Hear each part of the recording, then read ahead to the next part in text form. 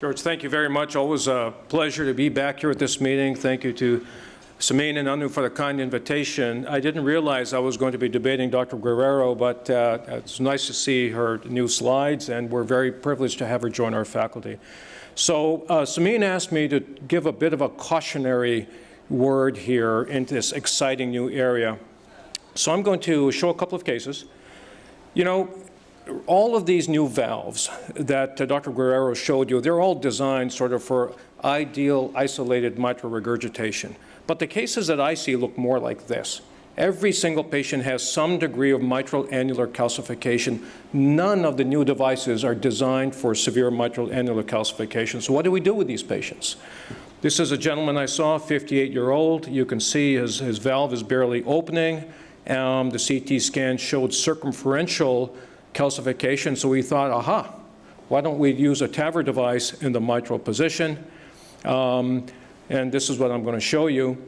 We realized also the importance of coming up with some sort of qualitative, systematic way of grading mitral annular calcification and looking at its anatomic extent, deciding whether or not it may be able to anchor a device and the nature of the calcification. Is it caseating or is it sort of a rock-solid concentric ring? This has important therapeutic implications. But assuming that you do have circumferential calcification, notice the aorta in this patient. This was radiation heart disease. One then can go in and safely deploy a balloon expandable valve in the mitral position. And this was one of our early cases that fortunately worked out well. And you can see this is what we hope we could do in more and more cases, is to have a full, well-opposed apposition with good opening and minimal gradient following the procedure. This, however, is another patient that we implanted. And you see what's happening here? Here's the sapien. You can see the MAC around it. And in systole, there's barely any space now in the left ventricular outflow tract. This patient had dyspnea the day after the procedure. There's a significant gradient. You can see velocities here now 4 meters per second across the LVOT. So this is just like severe aortic stenosis now. This patient then went to surgery, and this is what we found. This was a complex patient. As this is an aortotomy that my colleague Sami Saeed did. And in the operating room, when you look down into the aorta, what you can see is that the anterior mitral leaflet has been physically pushed up into the left ventricular outflow tract, and this is the so-called neo-LVOT. So caution number one, you can cause critical outflow tract obstruction by doing mitral valve procedures. We have to be able to predict this, we have to be able to manage it when it occurs, and we have to be able to recognize it. You can actually lose patients on the table if you're not prepared for this. And so this is what Sami did. You can see when the anterior leaflet is pulled back, then opens up the LVOT, and here are the struts of the sapien valve now kind of nicely gleaming through the aortotomy. This is what the excised leaflet then looked like. And you can see it's nicely, widely patent. You would like not to have to do this. This patient still did well, went home 36 hours after this surgical procedure. So overall, it was still a good result for the patient. But this is something we've learned basically through bitter experience that we have to be prepared for. We have used 3D modeling, both virtually and in actuality. As you can see here, it takes about 12 hours to print a heart out. This is a patient that had severe circumferential MAC, big, thick septum, and a relatively narrow, this is the septum right here, and this is the LVOT here. So when you have this combination, MAC, big, thick septum, and narrow LVOT, this is very high risk for obstruction. On the other hand, when you have a heart such as this, which is sort of a more normal septum here, basal septum, minimal anterior leaflet calcification, and a wide open LVOT, there's lower risk of obstruction.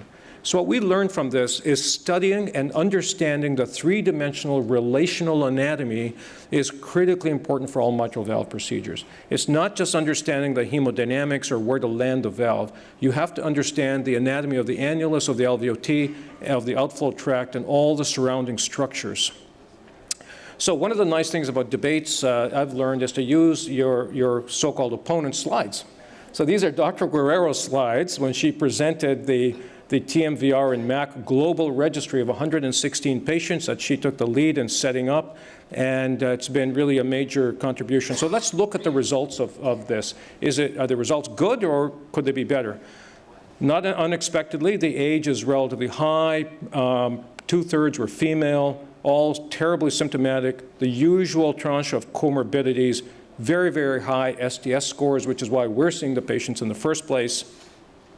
And if we look at the outcomes, really the first procedural, the peri-procedural outcomes are where the issues happen. LVOT obstruction and 5%, again, this is a serious complication. LV perforation, I've experienced one of those myself in a patient, another very serious complication. Embolization, if the MAC is inadequate to actually grasp and stabilize the sapient valve, is another dreaded complication, MI, et cetera. But the good news is if people live through this, I'll go back, if you survive the first 30 days, then the outcomes in a landmark type analysis are better. But still, given how sick these patients are with an STS score of 15, 16 on average going into the procedure, 25% of them had passed away by 1 year. So what are the predictors of mortality? Technical success and LVOT obstruction are the two most important ones. So what I learned from this is doing the procedure, predicting the results, and getting the procedure done efficiently without complications is the most important thing. Ideally, we would have purpose-built devices that we could use, but we don't have them yet. Getting the valves in, if we get them in, then I think the mean gradients are quite acceptable. The left atrial pressures always fall in these patients, and patients tend to feel better. Fortunately, MR does not occur very much other than paravalvular leak. The commissures often are the sites where paravalvular leak will occur, and those can be plugged if necessary. So for the patients that make it through the procedure, they do better. More of them are in class 1 and class 2 as opposed to class 3 and class 4. So to conclude in the last minute here, TMVR with balloon expandable heart valves for severe mitral endocalcification is feasible. It is associated in the current iteration with procedural complications and a high 30-day mortality. I hope I've convinced you that LVOT obstruction is important, can be recognized, and needs to be managed. And it's an independent predictor of mortality, probably the most important one. This I've mentioned. Patients who survive the initial perioperative period then have sustained improvement. So what this tells us is we need purpose-built devices, and we need better approaches other than jerry-rigging our own homemade approaches. Reintervention rate is low after 30 days, and the valve performance is maintained. So with that, I will stop, and I thank you for your attention.